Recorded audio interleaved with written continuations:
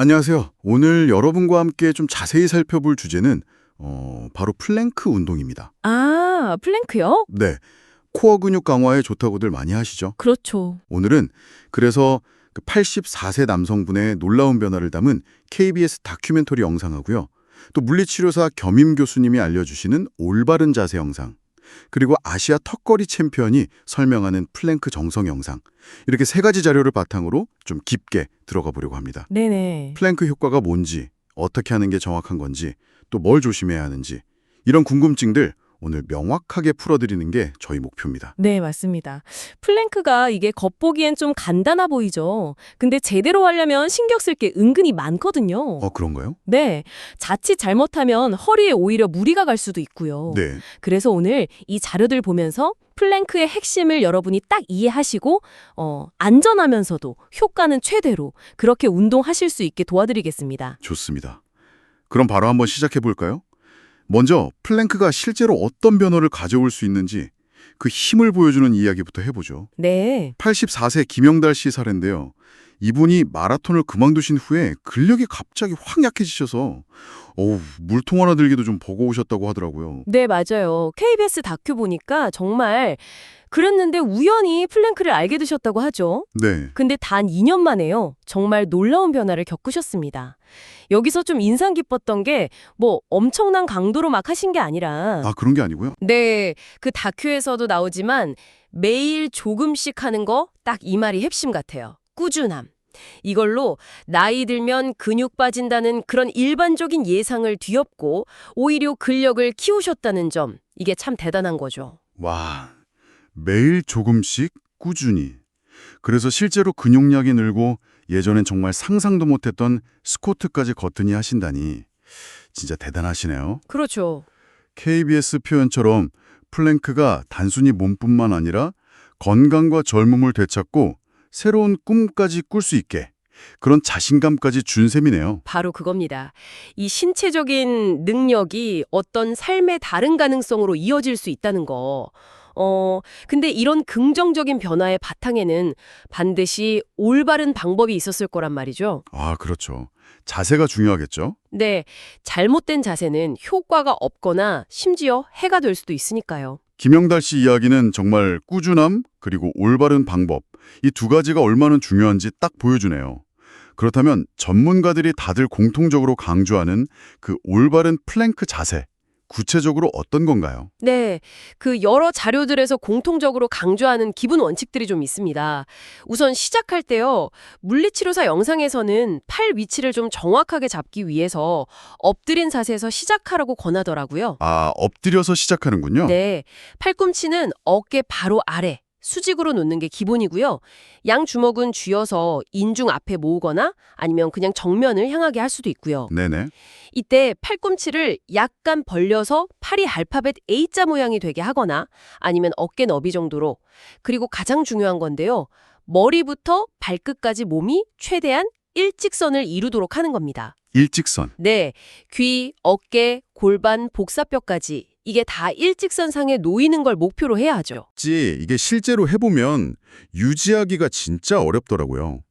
혹시 제가 하는 게 맞는 건지 사람들이 가장 흔하게 저지르는 실수 이런 건 뭐가 있을까요? 하하, 많은 분들이 아마 공감하실 거예요.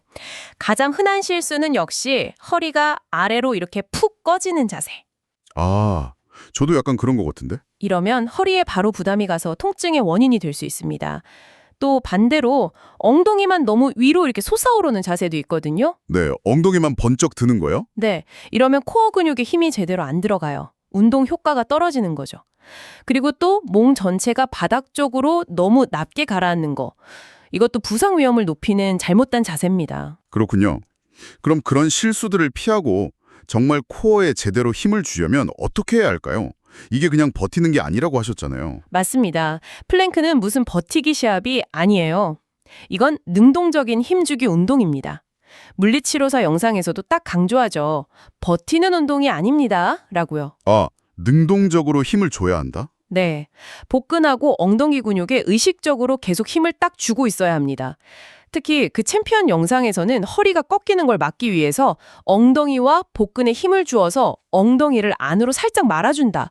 이런 느낌으로 척추 중립을 유지하라고 조언합니다. 척추 중립이요? 그게 뭐죠? 척추 중립이란 건 허리가 너무 이렇게 꺾이거나 아니면 둥글게 말리지 않고 자연스러운 그 곡선을 유지하는 상태를 말해요. 배랑 엉덩이에 힘을 꽉 주고 동시에 팔꿈치로는 바닥을 살짝 밀어내는 느낌.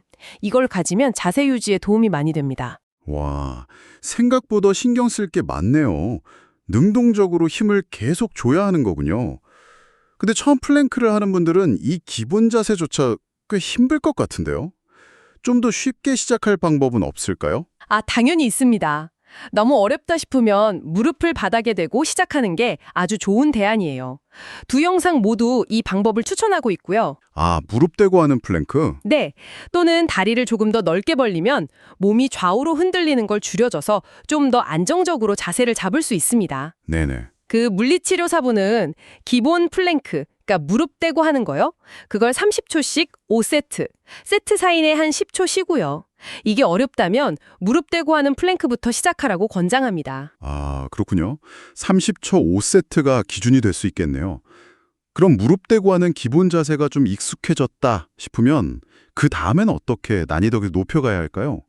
막 무작정 시간만 늘리는 건 안 될 것 같고요. 정확히 보셨습니다. 시간을 무한정 늘리는 것보다는요, 챔피언 영상에서 제안하듯이 완벽한 자세로 한 60초 정도, 그 정도를 유지하는 걸 첫 목표로 삼는 게 좋습니다. 1분 정도군요. 네, 그게 가능해지면 그 다음엔 팔과 다리 사이 간격을 더 늘려본다거나 아니면 몸을 안정적으로 유지하면서 좌우로 살짝 움직여보는 거, 이런 다양한 응용 동작으로 넘어가는 게 훨씬 효과적입니다. 응용 동작이요? 네, 더 나아가서는 할로우 포지션이라고 해서 등을 살짝 둥글게 말아서 복근이랑 또 어깨 안정성에 중요한 전거근이라는 근육이 있거든요. 전거근요? 네, 날개뼈를 딱 잡아주는 중요한 근육인데 거기까지 강화하는 방법도 있습니다. 와, 플랭크 하나에도 이렇게 깊은 내용이 있었네요. 김영달 씨 이야기부터 시작해서 정확한 자세, 또 난이도 조절까지 오늘 플랭크에 대해서 정말 제대로 배운 것 같습니다. 네. 핵심은 역시 몸의 일직선 유지, 그리고 배와 엉덩이에 의식적으로 힘을 계속 주는 것. 이 두 가지를 꼭 기억해야겠어요. 여러분도 오늘 배운 내용 잘 생각해 보시면서 플랭크 다시 한번 제대로 시작해 보시면 어떨까요? 네, 그리고 이것만은 꼭 기억해 주시면 좋겠습니다. 아까 물리치료사분이 강조하셨듯이 잘못된 자세로 1분보다 바른 자세로 30초를 하는 게 훨씬 더 효과가 극대화된다는 거. 맞아요. 시간보다 자세. 그렇죠.